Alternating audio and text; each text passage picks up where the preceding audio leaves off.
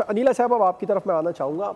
आज वज़ीर इत्तलात ने दौरा तो कराया लाइन ऑफ कंट्रोल के उन सेक्टर्स का जिन पर सवालात उठाए जा रहे थे कि यहाँ पर दहशतगर्दों के कैंप हैं। उससे पहले ही वैसे इंटरनेशनल मीडिया और ख़ुद भारत के अपने अंदर से भी मीडिया उनसे सवाल करना शुरू हो गया है। अल जज़ीरा की रिपोर्ट सामने आई जिसमें पहलगाम फॉल्स फ्लैग ऑपरेशन को बेनकाब किया गया, मकबूजा कश्मीर के अंदर जो आबादियाती निज़ाम ऊदी राइज करने की कोशिश कर रहा है उसको बेनकाब किया। फिर टाइम्स ऑफ इंडिया ने भी बहुत सारे सवालात किए हैं, क्लियर किया, पूछा कि बताएं जब खुफिया रिपोर्ट थी तो फिर कैसे 26 लोग वहाँ पर कत्ल हो गए और खुफिया रिपोर्ट होने के बावजूद भी सिक्योरिटी एजेंसीज के ख्वाब गफलत में सोई हुई थी। ये बहुत सारे सवालात अब मोदी का पीछा कर रहे हैं।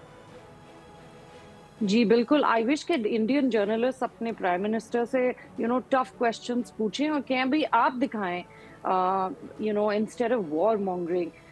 पाकिस्तान का जो रिस्पांस आया है, मैं कहती हूँ जर्नलिस्ट का भी और पाकिस्तान गवर्नमेंट की तरफ से, उसने वॉशिंगटन में एक बहुत अच्छा इफेक्ट हुआ है, उसका पॉजिटिव इफेक्ट हुआ है। हम ये देखते हैं कि जी ओके, तो यहाँ पर जो ऑलरेडी आपने देखा, जो बलूचिस्तान के बाद 2-3 साल से लॉ मेकर्स को एविडेंस दिखाया जा रहा है कि क्या हो रहा है कैपिटल हिल पे, तो ये कॉन्वर्सेशन पहली दफा नहीं हुआ है इस वक्त। लॉ मेकर्स के पास ऑलरेडी अमेरिकन एविडेंस था कि what is happening in Pakistan. उसके अलावा देयर वर जेन्युइन कंसर्न्स कि पाकिस्तान एक तो न्यूक्लियर कंट्री है, you can't mess around with it. Afghanistan का जो प्रॉब्लम है वो ऑलरेडी जनवरी से हम डिस्कस कर रहे थे कि अफगानीज जो पाकिस्तान में हैं और तालिबान तहरीक तालिबान पाकिस्तान में भी पाकिस्तान के लिए क्रिएट कर रहा है प्रॉब्लम्स। तो these were on the minds of the law makers. ये नहीं है कि बिल्कुल एकदम से हो गया, उनको पता था कि ये प्रेसिडेंट ट्रंप के लिए भी ये बड़ी इंपॉर्टेंट बात थी कि एक थर्ड वॉर ना आए, एक थर्ड इशू ना हो। आप देख रहे हैं कि इस वक्त अमेरिका की काफ़ी रिसोर्सेज गई हुई हैं यूक्रेन और रशिया की वॉर में। फिर मिडल ईस्ट वॉर में America in not on the ground but engaged in peace making.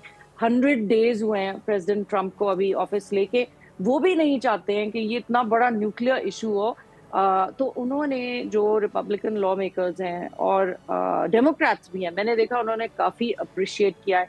उसके अलावा मैं कल टीवी पे थी तो अमेरिकन पूछ रहे हैं कि भाई आप बताएं नीला कि ग्लोबल रिस्पांस क्यों इंडिया का किसी ने nobody paid attention to it. तो मैंने उनको यही बताया, इट्स बिकॉज ये एक इल्ज़ामबाजी है, एविडेंस है नहीं और पाकिस्तान पे ब्लेम कर दिया गया है विदाउट थिंकिंग कि ये ऐसे नहीं होता है। 2 न्यूक्लियर कंट्रीज हैं, उसके अलावा गॉड फॉरबिड अगर ऐसी वॉर होती है तो सिर्फ ये पाकिस्तान और इंडिया का मसला नहीं है।